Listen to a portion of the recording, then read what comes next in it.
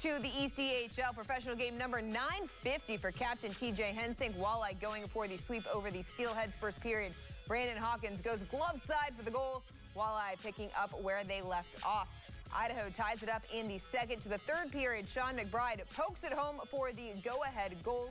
Steelheads' first lead of the weekend. Under 10 to play, Mitchell Hurd to Patrick Curry in front for the Fish.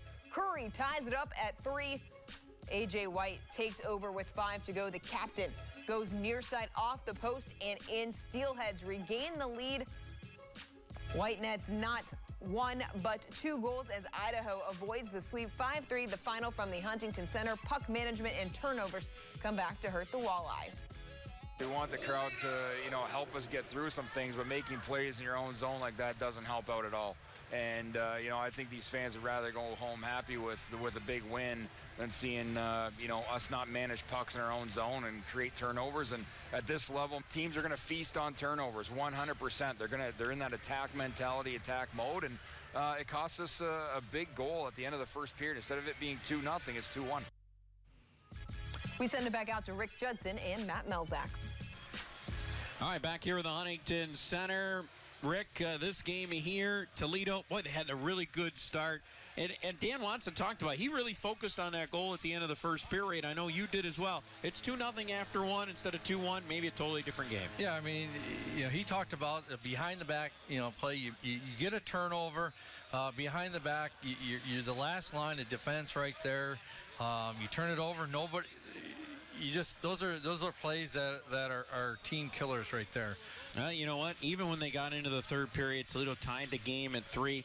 Caden Fulcher had a great game, so you don't want to throw this all on him. But, right. Certainly when you fall behind again, Toledo, it felt like they still had a lot of momentum and a lot of chances.